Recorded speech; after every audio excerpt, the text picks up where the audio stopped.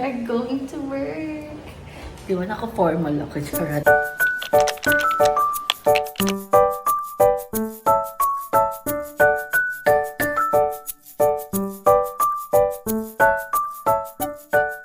Hi guys! Good morning! Sa 23rd day ko na ngayon dito sa dorm. And ngayon pa lang ako umorder sa kanilang menu. Kaya ako umorder dito dahil yung roommate ko binigyan ako ng bagoong. And nilalanggam na siya. So kailangan ko na siyang kainin.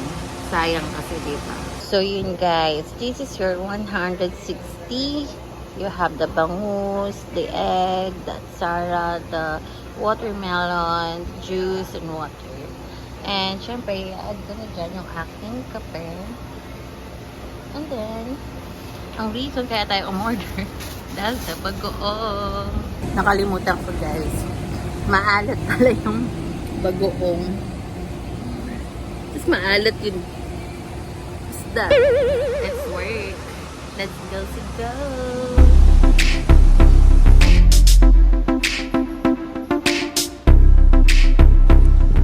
Hi guys! So yun, I'm still working here and maubos ko na yung 1 litro kong tubig and I am hungry. It's already 1 p.m. and kanina pa ako umaga nag-work. Kaya may baon na akong puta. Let's eat. Sunset time!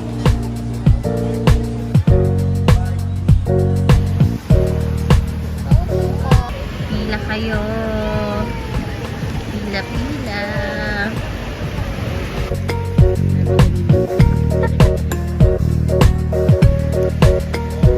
Paro kayo dyan. Paro dito, paro dyan.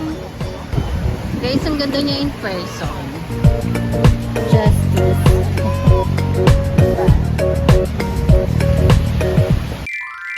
I'm here in Bulabog. Ayan o. Ang ganda rito. And then ito, may upuan dito under the tree. And then, actually may story bago ako makapunta rito. Kanina naglalakad ako doon. Nakita ko kasi puno dito sa upuan na to. Parang buong pamilya sila. So, hindi rin ako makakasingit. So, dumiretso pa ako kasi alam ko, sabi ni Jonah, meron din upuan din banda doon. So, naglalakad ako. Super excited ako kainin yung kikiam na binili ko.